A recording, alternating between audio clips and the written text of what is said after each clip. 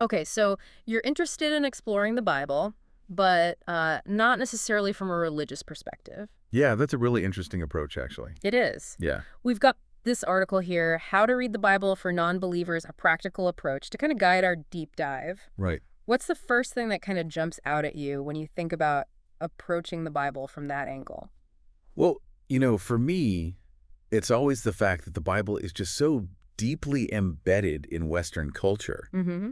Even if someone has never actually opened the book itself, they've encountered its themes and its stories everywhere. Right. It's in art, literature, music, Mm-hmm. our legal systems. It's like you can't escape it. So if someone's coming to the Bible for the first time and they're not coming at it from a place of faith, Yeah. where do they even begin? Like, where's a good starting point? Well, the article makes a good point about translations. Okay.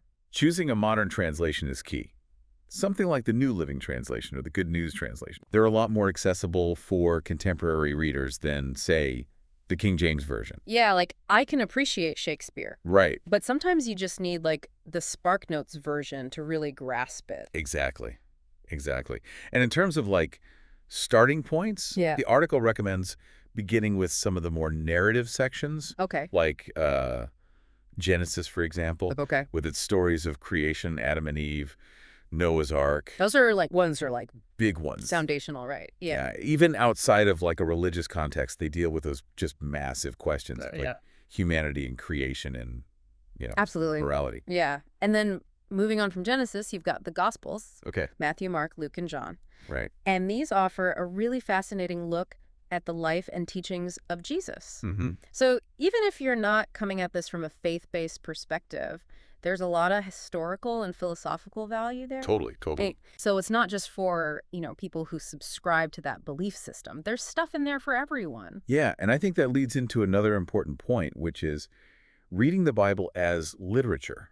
Okay. You can appreciate the storytelling, the poetry, the symbolism, without necessarily subscribing to any particular religious doctrine. It's like that makes me think about how we engage with, like, mythology. Right. Like, we can enjoy those stories without believing that Zeus is literally throwing lightning bolts around, right? Exactly. Yeah. Exactly. It's like you can enjoy the narratives and the kind of themes they present. Yeah, and the wisdom that's in there. Exactly. Yeah. And so kind of within that framework of reading the Bible as literature, we can also explore its ethical and moral teachings. Okay. And there's a lot to unpack there, even from a secular perspective. Right, because it's not just about, ancient rules. Like, a Yeah. lot of these teachings are about, like, universal themes, Right. compassion, forgiveness, justice, things that we're still grappling with today. Yeah, and it's really fascinating how those ideas have evolved and been interpreted differently throughout history. Oh, I bet. Like the whole an eye for an eye thing Mm-hmm. from the Old Testament.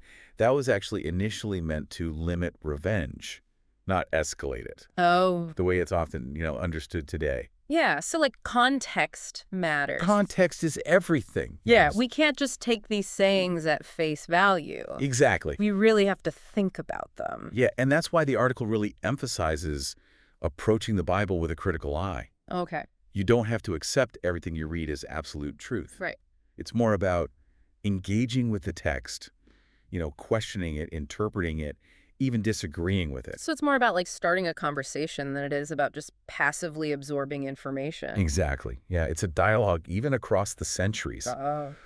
And to really have an informed dialogue, the article suggests using study guides and commentary. They can really help to shed light on things like historical context and cultural nuances, all those layers that might not be obvious to a modern reader. It's like having a guide in a museum, right? Yeah. You can point out all the little details you might miss and help you connect the dots. That's a great analogy. Mm. And speaking of connecting dots, one thing that I think often gets overlooked is the importance of slowing down and taking time for reflection. Mm-hmm. This is a dense book. It's not a race to the finish line. Yeah, it's like you wouldn't scarf down a really complex meal in 2 minutes. Right, exactly. You gotta savor it. You got to savor it. Yeah. Let it digest. Yeah. And speaking of digestion, I think we should probably take a little break ourselves and let all this information sink in. Okay. When we come back, we can delve into some specific examples of how the Bible's influence shows up in some unexpected places. Sounds good. Okay, so we're back and ready to dig a little deeper into this idea of the Bible's influence showing up in some pretty unexpected places. Yeah. Literature is a great example. The Bible is practically like a literary ancestor to so much of Western writing. Like, think about John Milton's Paradise Lost. Okay. I mean, that's a direct engagement with the story of Adam and Eve, exploring themes of temptation, sin, the fall of humanity. Yeah, that one's pretty obvious. Right. But what about something more modern? Okay. Like, say, a fantasy novel. I wouldn't necessarily think to look for biblical influence in something like The Lord of the Rings. You might be surprised.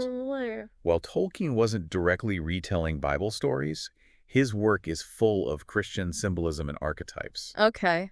The struggle between good and evil. Right. The idea of sacrifice for a greater good. Those resonate with biblical themes. Yeah. Even Frodo, is this Christ-like figure bearing a heavy burden for the sake of others. Wow, I can totally see those connections now that you mention it. Yeah. It's like these stories we think are totally new are actually drawing from this much older wellspring. And it goes beyond just the plot points. Yeah. Right? It's the way we structure narratives, the characters we create, even the language we use. Yeah. It's all influenced by the Bible, whether we realize it or not. It makes me wonder, has anyone actually tried to, quantify that impact? Could you actually track those thematic echoes across different works and see how they've evolved? That's a fascinating question. Yeah. There are definitely literary scholars who do that kind of work. Oh, wow. They trace the use of biblical imagery, archetypes, even specific phrases, Okay. and how they've been adapted and reinterpreted across different genres and time periods. That's like a massive literary genealogy project. It is. Yeah. It is. And it's not just confined to literature either. No. Think about visual art. Okay. Like Michelangelo's creation of Adam on the Sistine Chapel ceiling. Right. That iconic image of God reaching out to man, drawn directly from Genesis. Yeah, and we see those biblical stories depicted over and over again in paintings and sculptures. Right. But what about something less literal? Like, does the Bible show up in abstract art? It might not be as overt, Okay. but even abstract art can engage with spiritual themes and concepts that have roots in the Bible. For example, like the idea of light and darkness, which is often explored in abstract art, Right. has strong biblical ties. So we're talking about, layers of influence then. Yeah. It's not just about directly depicting Bible stories. Right. It's about tapping into these deeper themes and ideas. Exactly. That makes sense. And it gets even more interesting when we consider the Bible's influence on music. Okay. I mean, you have everything from traditional hymns and gospel to contemporary Christian rock. There's this whole musical landscape shaped by biblical themes. Right.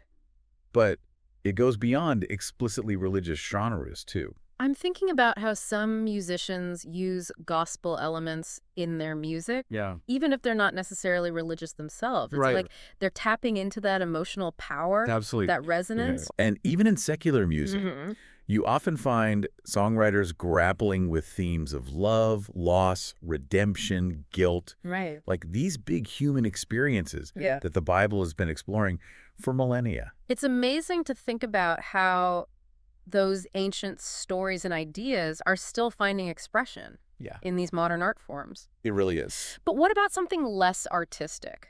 Okay. Like politics. Does the Bible have a place there? It definitely does, though it can get a bit tricky. Yeah. Like the concept of justice is deeply rooted in both the Old and New Testaments. Okay.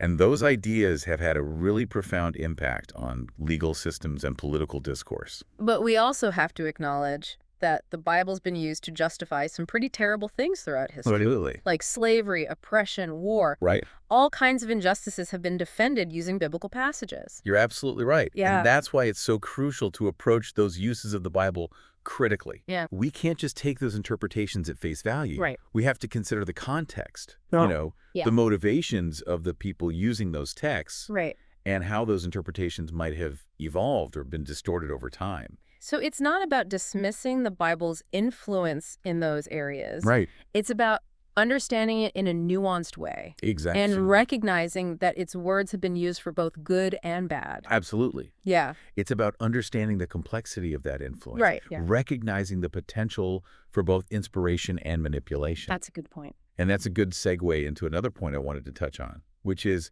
the importance of personal reflection. Okay. We've been talking about all these external ways the Bible shows up in the world, Yeah. But it's also a text that people engage with on a very personal level. Absolutely. Reading the Bible, even from a secular perspective, can be an incredibly enriching experience. It's not just about acquiring knowledge. Yeah. It's about wrestling with big questions, exploring ethical dilemmas, Right. and maybe even discovering something new about yourself in the process. It's like those stories and teachings can act as a mirror, Yeah, reflecting back our own values and beliefs, that's a great way to put it. even if we don't, subscribe to the religious doctrines. It's about engaging with the text on a personal level Yeah. and allowing yourself to be challenged, provoked, and even transformed by what you discover. That sounds really powerful. It can be. But I have to admit, I'm also a little intimidated. Sure. It's such a massive and complex text. Like, Right. where would someone even begin with that kind of personal exploration? The article suggests starting small. Okay. Pick a passage that resonates with you. Okay. Maybe a story, a teaching, or even just a single verse that speaks to something you're grappling with. So it's not about trying to conquer the whole book. No. It's about finding those points of personal connection Exactly. and digging deeper. Yeah. It's about slowing down, Okay. reading thoughtfully, and allowing those ancient words to spark new insights or perspectives. It sounds like it could be a really rewarding process. It can be.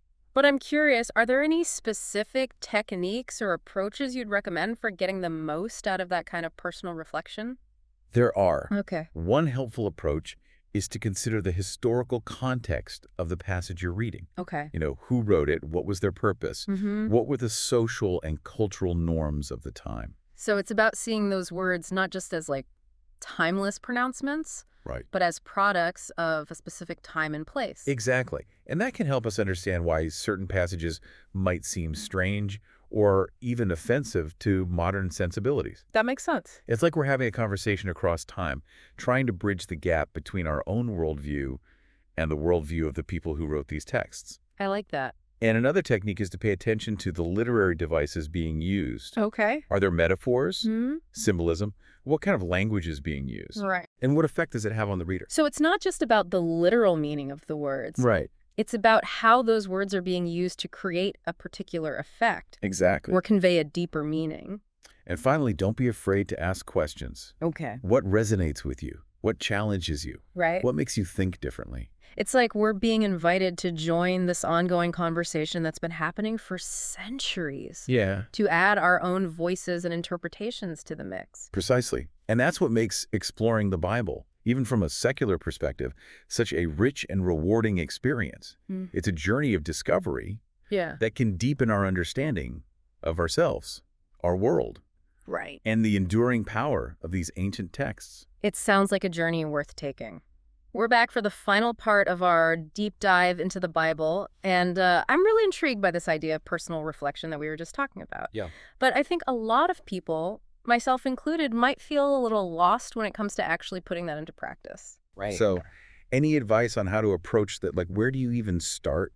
Well, one thing that can be really helpful is to think about the Bible as a collection of voices, not a single unified voice. Okay. Remember, these texts were written by different people in different times and places, Right. with different perspectives and agendas. So it's not about finding, like, the one right interpretation. That's It's more about right. understanding that there are multiple layers of meaning Yeah. and that our own interpretations are valid too. Exactly. And that's where approaching the Bible with an open mind is so important. It's about being willing to sit with the text, Yeah. even the parts that might feel challenging or unfamiliar. Well, I think that's where a lot of people might get tripped up, especially if they've had, negative experiences with religion, Sure. or if they come from a completely secular background. Right. How do you suggest navigating those potential hurdles? Well, I think it's all about recognizing that the Bible is a product of its time. Some of the ideas and practices described in the text might seem outdated or even offensive to modern sensibilities. Right. But instead of shutting down or dismissing those parts, try to understand them in their historical context. So it's like trying to see the world through the eyes of the people who wrote these texts, Yeah. understanding the social norms and cultural values that shaped their worldview. Precisely. It's a way of engaging in a dialogue across time. And remember, even within the Bible itself, there are different perspectives and voices. Okay. You'll find passages that promote peace and compassion, alongside passages that condone violence and retribution. Right. So it's like this conversation that's been unfolding for centuries Exactly. with all its complexities and Yeah. contradictions. And we're invited to join that conversation to grapple with those difficult questions Right. and to form our own interpretations. That's what makes it so fascinating. There's no one right answer, Mhm. no single interpretation that holds the ultimate truth. It's a journey of exploration, and everyone's path will be unique. I love that idea of the Bible as a journey. It takes the pressure off finding all the answers, and it Exactly. opens it up to a more personal and subjective experience. Yeah, and along that journey, don't be afraid to lean on the resources available. Okay. Commentaries, study guides, even online forums can offer valuable insights and perspectives that can enhance your understanding. It's like having a guide in a foreign country, right? Yeah, They can help you navigate the unfamiliar terrain and point out things you might have missed on your own. and just as you would put your own curiosity and experiences to exploring a new place, Right. bring that same spirit to exploring the Bible. Okay. Ask questions, challenge assumptions, Yeah. and don't be afraid to disagree with traditional interpretations. So it's not about passively absorbing information. No, It's about actively engaging with the text and making it your own. well said. And remember, even if you're approaching the Bible from a purely secular perspective, there's still a lot to be gained from that engagement. You might discover new insights into history, literature, philosophy, Right. and even your own personal beliefs and values. It sounds like a journey that's both intellectually stimulating and personally enriching. It can be, absolutely. I think you've given our listeners a lot to think about. I hope so. Any final words of wisdom before we wrap up? Just this. The Bible is a powerful and multifaceted text. It's been a source of inspiration and controversy for centuries. Mm-hmm. But at its heart, it's a collection of stories about the human experience. Okay. Stories about love, loss, hope, despair, faith, and doubt. Right. And those stories continue to resonate with us today, regardless of our personal beliefs. Mm-hmm. So approach it with curiosity, an open mind, and a willingness to be challenged. And you might be surprised by what you discover. Beautifully put. I think that's a perfect note to end on. Great. Thanks for guiding us through this fascinating deep dive into the Bible. My pleasure. And to our listeners, thank you for joining us. Yes, thank you. We hope you found this exploration insightful and maybe even inspired you to embark on your own journey through the pages of this ancient and influential text. Absolutely. Until next time, keep those minds open and keep diving deep.